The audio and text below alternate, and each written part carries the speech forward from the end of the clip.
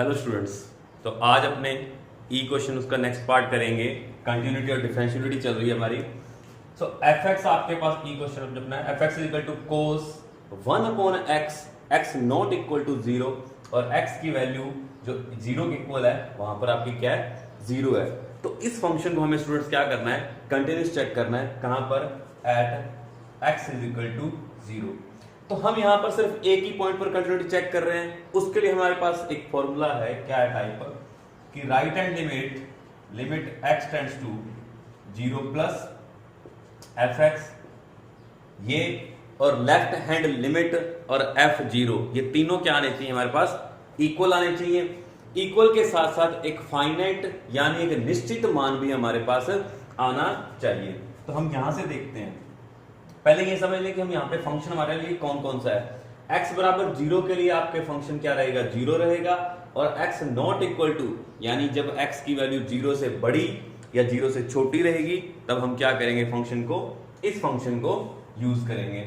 So limit h tends to 0 f 0 plus h, 0 में plus हो रहा है तो 0 प्लस h के लिए हम कौन सा फंक्शन यूज करेंगे, ये यूज करेंगे। लिमिट h टेंड्स टू 0 कोस, देखो यहां पर x की जगह में क्या रखना है, 0 प्लस h, 0 प्लस h यानी h ही होता है, तो यहां पर हमने h रख लिया। अब हम अच्छे तरह से जानते हैं कि कोस का मान क्या होता है, -1 से 1-2 के बीच में ऑक्सिलेट करता है यानी दोलन करता है। इसका मान -1 से 1 के बीच में रहेगा। अगर यहां पर आपके पास कोई कोण होता तो हम डायरेक्ट मान निकाल लेते। जैसे भी यहां पर h0 रखेंगे तो ये क्या आ जाएगा, 1/∞। अब यहां पर चाहे एंगल कोई भी कोण हो लेकिन इसका मान क्या रहता है, -1 to 1 ही रहता है। तो फिलहाल तो यहां पे भी निश्चित मान आया नहीं। चलो हम इसके बाद भी दूसरी निकाल लेते हैं, डायरेक्ट f0 पर निकाल लेते हैं। f0 पर क्या आएगा, 0। तो हमारे ये दोनों रिजल्ट ही क्या है, इक्वल नहीं आ रहे। तो हम क्या कहेंगे, ये फंक्शन हमारा क्या है, this function is not continuous. तो ये हमारा फंक्शन क्या हो जाएगा, कंटिन्यूस नहीं होगा।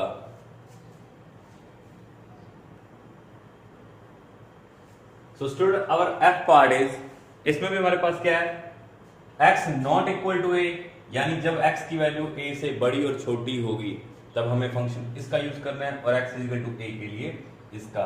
तो हम डायरेक्ट एक तो निकाल लेते हैं एफ ए, इसे भी हमें कंटिन्यूस चेक करना है, at x equal to a पर। तो एफ ए कितना आएगा, डायरेक्ट इक्वल के लिए फंक्शन ये है 0।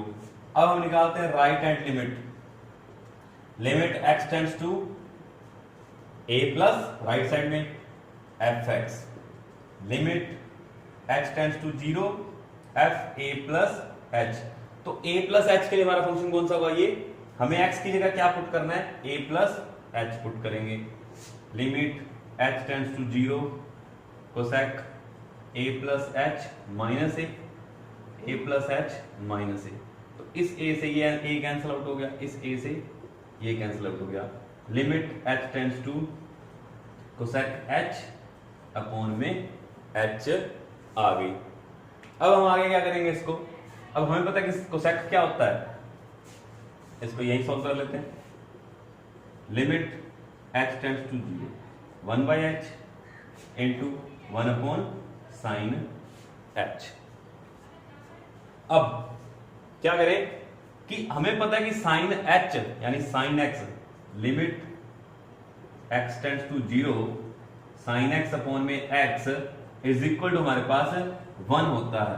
तो अगर इसके नीचे यहां h आ जाए तो हम क्या करेंगे, इसको h से गुणा करेंगे यहां, और h से यहां गुणा कर दिया, यानी भाग कर दिया h से, और h से क्या कर दिया हमने, गुणा कर दिया। अब h और h तो क्या हो गया, h स्क्वायर हो गया।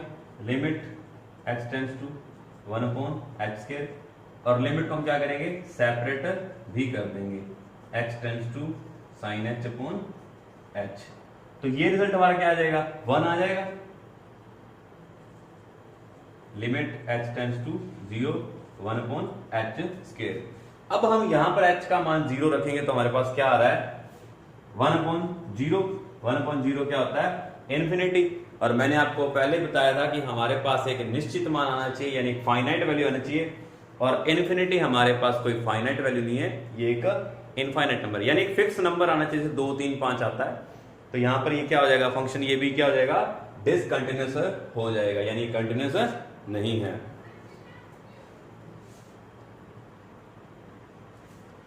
सो स्टूडेंट्स, इस क्वेश्चन को भी हमें क्या करना है, इसकी कंटिन्यूटी चेक करनी है at X is equal to A पर, यानी ये फंक्शन सतत है या नहीं है।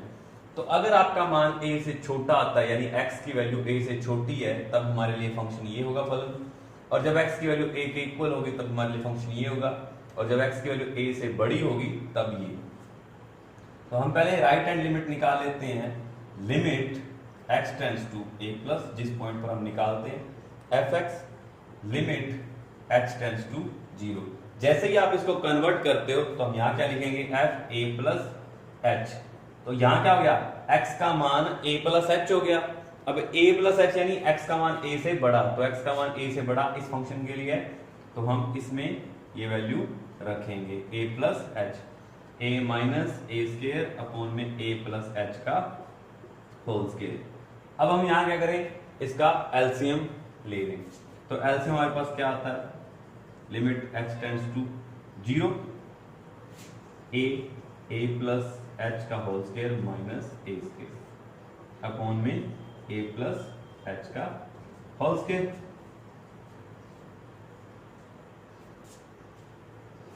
Is equal to limit h tends to 0। यहां इसको ओपन कर ले, a square plus h square plus 2ah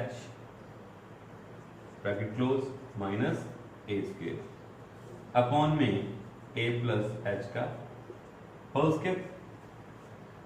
इस a का हम अंदर मल्टीप्लाई कर देंगे, limit h tends to 0, a cube plus ax square plus 2a square h minus a square upon में a प्लस h का होल स्क्वायर। अब हम इसमें h का मान, कुछ कैंसिल आउट तो हो नहीं रहा, तो हम h का मान क्या करेंगे, 0 रख देंगे। h का मान हमने जैसे 0 रखा तो ये 0 हो जाएगा और ये 0 हो जाएगा, और ये भी 0, तो यानी a प्लस a स्क्वायर रह जाएगा यहाँ। Limit h tends to, sorry हमने लिमिट तो रख दी है ना, तो a cube minus a square upon में a स्क्वायर। यहां से हम a कॉमन ले लेंगे a स्क्वायर, तो क्या हो जाएगा, वो कैंसिल आउट हो जाएगा, नीचे वाले से क्या रह गया हमारे पास, a माइनस 1। ये तो हमारी आई स्टूडेंट राइट हैंड लिमिट।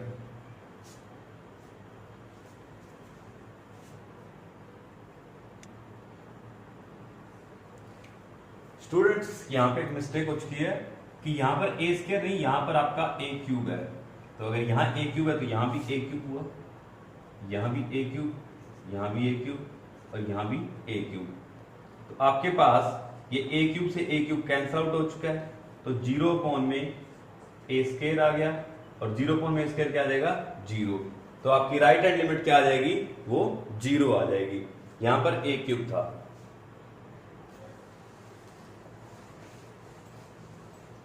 अब स्टूडेंट हम लेफ्ट हैंड लिमिट निकालेंगे, limit x tends to a minus F x, limit x tends to 0।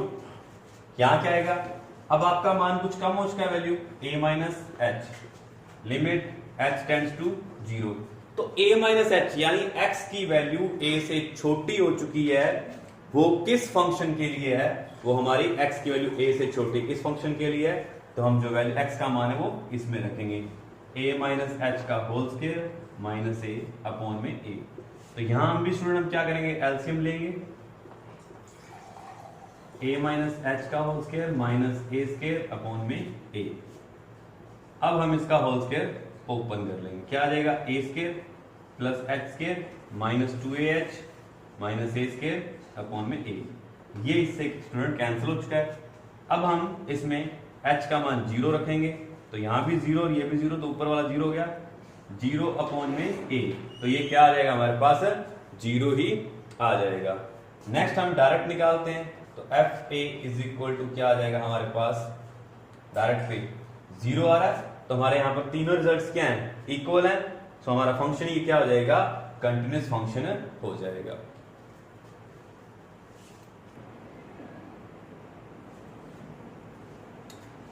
So student, our third question is f x is equal to x minus bracket x. ये bracket x नहीं है सिर्फ, ये क्या आपका अधिकतम पूर्णांक यानी ग्रेटेस्ट इंटीजर फंक्शन, अधिकतम पूर्णांक फलन है ये हमारा। इसका मतलब आपको मैंने बताया था कि अगर इसमें कोई पॉइंट की वैल्यू होती है तो उसमें हम सिर्फ उससे पहले वाली वैल्यू लिखते हैं। तो आपको इसमें बताना है कि 3 पर x इक्वल टू 3 पर ये फंक्शन कंटिन्यूस है या नहीं है। तो मैंने आपको वैसे स्टार्टिंग में बता दिया था कि ऐसे जो हमारे फलन होते हैं, फंक्शंस होते हैं, वो हमारे कंटिन्यूस नहीं होते किसी भी इंटीजर पॉइंट के लिए।